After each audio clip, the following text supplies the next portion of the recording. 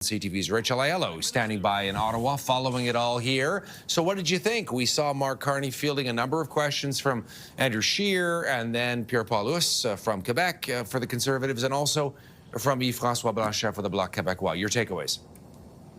Yeah, my takeaway is if we were hoping for theatrics, we weren't going to be getting it.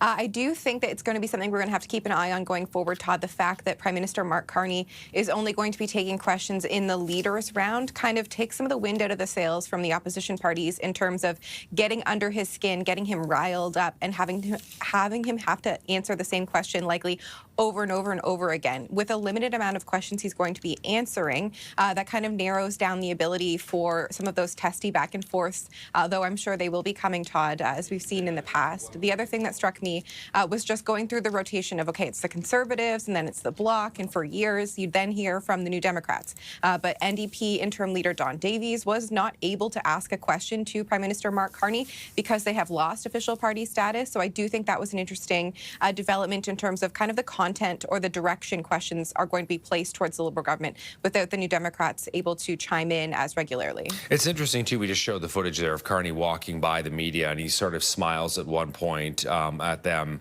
and chooses not to take any questions. You know, at me today, yeah. Yeah, exactly, right? And there's sometimes he has this kind of almost, I guess I could say, bemused look on his face. We saw it in question period where he laughs a little bit and he kind of smiles, almost like he is looking at all of this and, you know, trying to make heads or tails of it, because we have to remember whether people like Mark Carney or not, whether they voted for him or not. I mean, he was not a politician up until a few months ago. He's never done this before.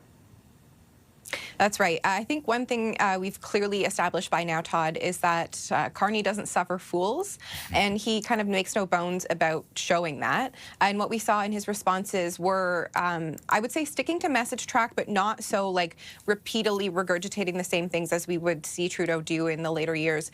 What we saw there was him kind of not be flustered by the questions asked and stick to what he knew the file in that respect and stick to what he had to say in response. I think because of the long time between the last question period and now, and given the heightened attention on certain issues, it was probably a bit easier to prep for this question period. But, you know, things will break, developments will come, and he'll be having to answer things more on the fly. And then we'll see as the days go on, Todd, how he handles those quickly developing situations and not being able to kind of rely on the same talking points and messages and commitments he made during the campaign, because those were kind of the answers we saw. The first question was on tariffs. He pushed back on the Conservatives, suggesting that Andrew Scheer's framing of them losing tariffs or alleviating them wasn't the case. What we're talking about here, Todd, is the remittance for Canadian industries where they are having a harder time. They could make a pitch to the government to ease off.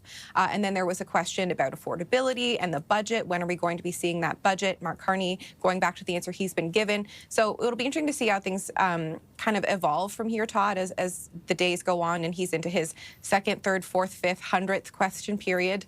Should the minority government hold that long, how he develops his jabs and chops and whether he is ruffled more than what we saw today. One final question for you. You know, we bring our viewers question period whenever it's in session because it is a way for people to actually watch the politicians in action back and forth. And yeah, I mean, it's a little bit theatrical, we know sometimes, but Pierre Poilievre is not there, won't be for a little while anyway. He did hold a news conference, though, prior to question period, just after 2 o'clock Eastern, perhaps, as you're saying, to try and get ahead or frame it a little bit. Do you think that's going to be sort of his standard operating procedure now? Because Jagmeet Singh used to do this for the NDP for a long time, where he would come out just prior to question period, you know, get the media's attention. We would go to his live news conferences. He would answer questions to the media, and then he would basically pivot and walk right into question period, which would then begin. What do you think we're going to see from the Conservative leader?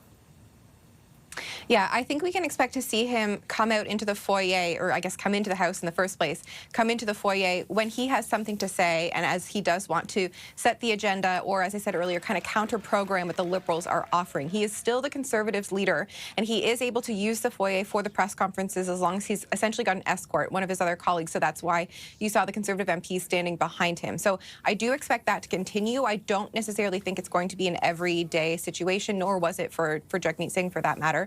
But it is going to be the only avenue, really, that Poilievre has to be able to face off with the press gallery in the same way that Carney will have multiple opportunities to. As you know, we scrum him on the way to cabinet and on the way to caucus and on his way to question period. We don't have those natural kind of cut and thrust moments with Poilievre because he's not in and out of the chamber in the same way. And speaking of that, we've confirmed our colleague Mike Couture is up on the Hill, actually in the press gallery watching question period today.